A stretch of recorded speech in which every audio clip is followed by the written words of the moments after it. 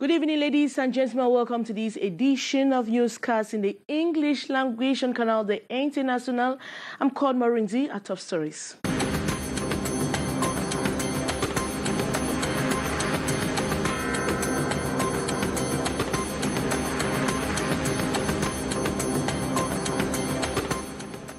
Junior parliamentarians have questioned government's actions towards youth unemployment, moral decadence in schools, and many others that continue to tarnish the image of youth and plunge them in total pain and misery. The focus of the question and answer plenary session between junior parliamentarians and the government ministers this day in Yaoundé. And bread producers in Cameroon are demanding the government of Cameroon to subvent the prices of the by-product wheat, which has increased an exponential rise in the international market. And the situation of human rights violations in Cameroon has been described as precarious and alarming, with the persistence of the crisis in the northwest and southwest regions of Cameroon. Those are major stories. Details right ahead.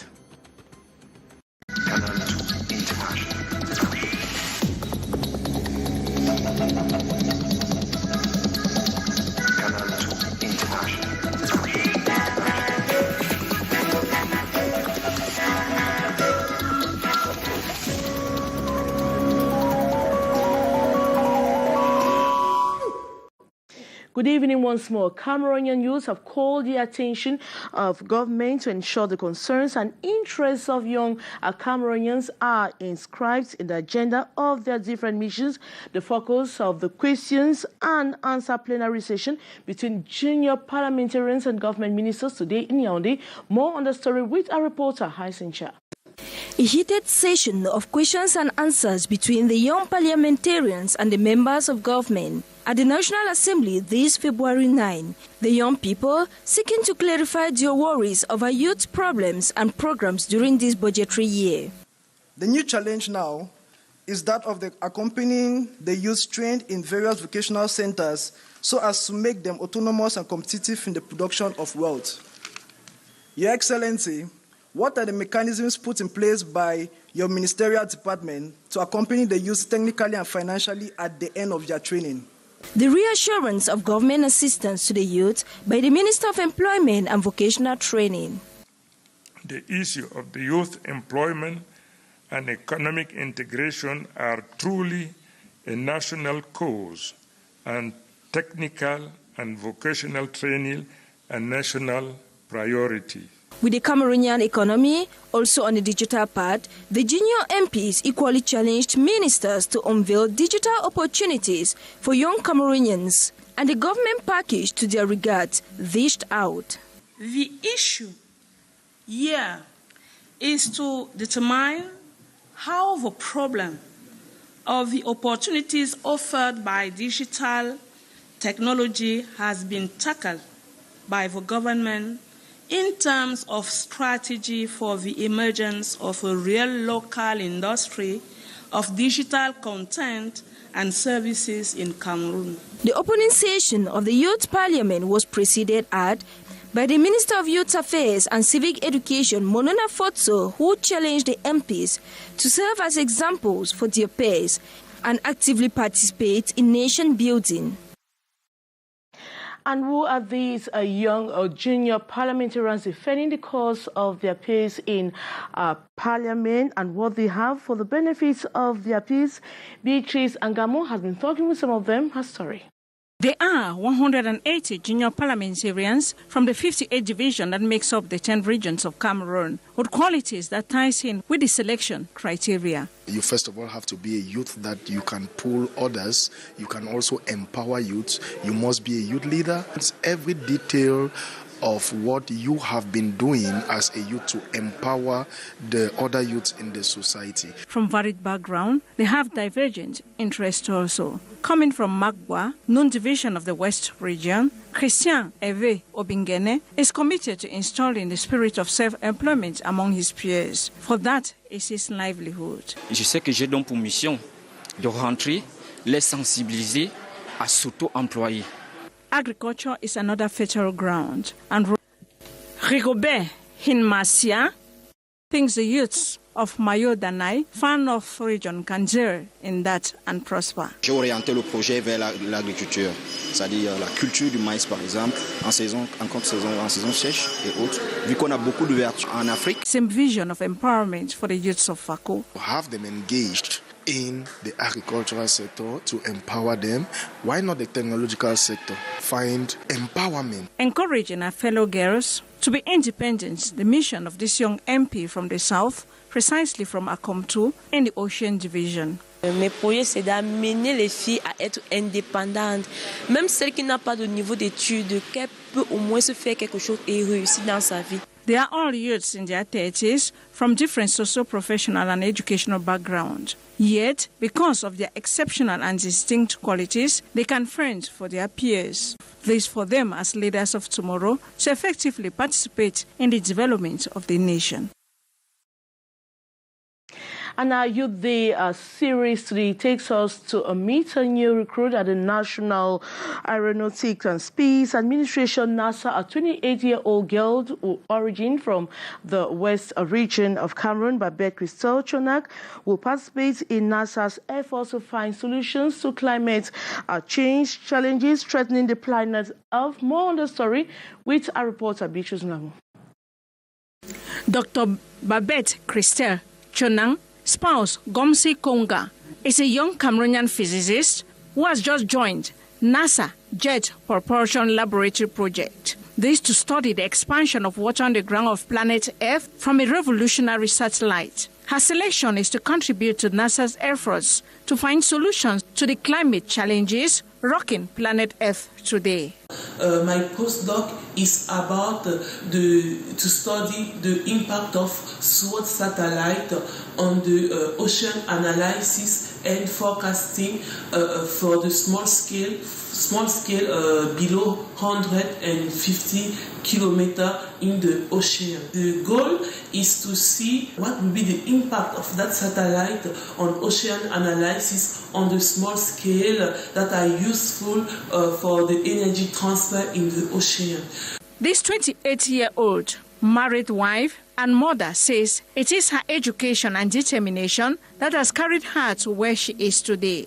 I would like to advise you guys, my brother and sister from Africa, from Cameroon, just to continue to focus on your goal, to love your school. It is very important to go to school. The question is not about to be rich. It is in money. It is also to be rich in the knowledge. What do you want to bring in this world? What do you want to show? What do you want what question do you want to answer? So this is the question, and you have to focus on your goal. Please limit your time on social medias. Listen to those people that are showing you an imaginary life that is not real. So focus on your goal. All this not without challenges. Her journey was not rosy, especially as a female, but she forged ahead. But I didn't limit my life, all my everything, all my difficulty, but I look forward. Model for Cameroonian youths today. Her determination and pride is what the country and all are celebrating. And bread producers in Cameroon are demanding the government of Cameroon to subvent the prices of by-products of wheat, which has witnessed an exponential rise in the international market. The actors who have been threatening to abandon their business met with literal Governor Wu promise to channel their constraints to government. More on the story with our reporter, Regina Leketandak. At the literal governor's office this Wednesday, the tension was visible amongst bread producers and producers of flour. The actors decried the exponential rise in bread byproduct wheat in the international market. For several months, flour producers have been threatening to abandon business as the government has refused to subvent prices of wheat, what necessitated this meeting at the governor's office.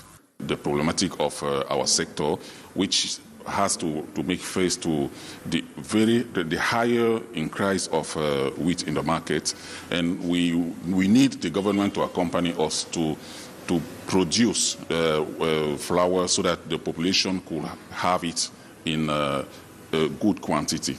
But what exactly do these producers want? We have taxation proposals, and secondly, we are asking for a little bit increase of our prices, so that in one part we will support the biggest part of our cost of production.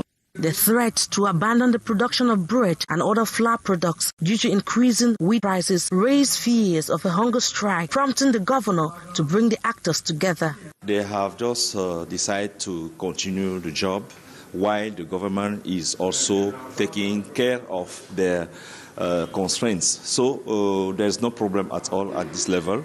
We are all bound to make our economy to grow. The producers are also calling on consumers to be understanding, as they may be forced to step up bread prices to support production costs. Close to 40 internally displaced persons from the northwest and southwest regions, far north regions, as well as refugees today benefited from a capacity building training with focus on how to transform cassava into other products. More on that story. I'm from Muyuka, Southwest. Imaba, an internally displaced from the southwest region, hold bitter memories of the crisis in the northwest and southwest regions of Cameroon. It's because of war. So we run and we came here in Douala. With her new home being Cameroon's economic city, the lady in her late 50s have difficulties fending for her daily needs and that of her family. She badly needs a trade to survive. I came here to improve my knowledge. No, I will try to do it and sell. Her dream is certainly being answered, as she is among 40 other women benefiting from a capacity building project to enhance resilience of this vulnerable population. They are being taught how to transform cassava into other products. The objective of the training is to give first to women from far north and Adamawa the knowledge how to transform cassava. The capacity building workshop concerns mostly internally displaced persons from the northwest and southwest regions, far north region, and refugees. They are vulnerable, so they need some activities to take out their families, to bring up their family with ordinary. The training at the delegation of Women Empowerment's Douala 2 subdivision is in collaboration with the United Nations Refugees Fund. The training officially launches activities of MINPROF at the subdivisional level. It should be noted, most of these internally displaced persons remain vulnerable, particularly for women and girls. The immediate impacts are precarious state of sexual and reproductive health, livelihoods, and housing. And the fourth edition of Africultures, a fashion show, has come to an end with lots of beautiful memories of the finest African designers whose uniqueness and was applauded by hundreds of Cameroonians, placed under the theme Fashion and Sports. The fourth edition brought designers from Cameroon, Chad, and Togo. Let's leave some of the beautiful moments in the following story.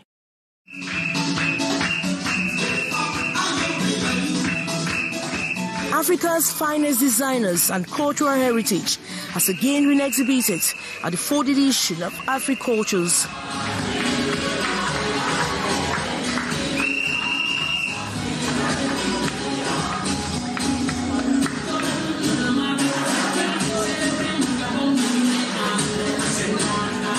Dressed in beautiful fabric that shows taste, style, and uniqueness of African designers, the mannequins, both male and female, caught admiration from the public, who at each point applauded the modern-day fashion and the innovation that comes along.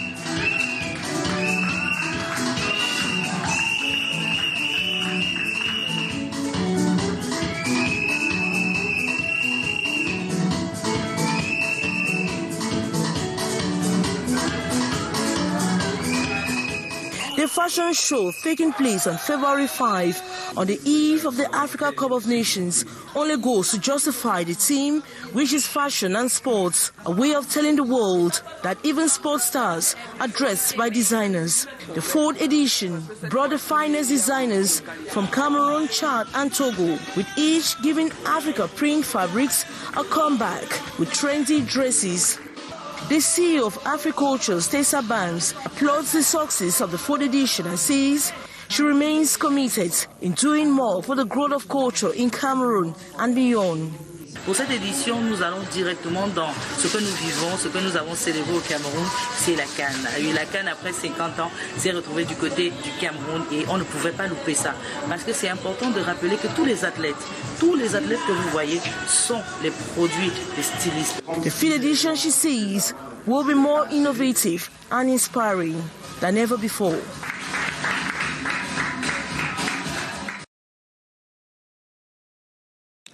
And that report brings us to the end of this edition of Newscast on Canal International. Thanks so much for watching. We have news in the French language at exactly 19:50. We are Len Gisle Kanga. So we'll be back at same time tomorrow, but this time around at 1 p.m. for the 1 p.m. bilingual newscast. We have a special edition on the National Youth Day, a celebration tomorrow with Gina Leketandak. As for me, good night.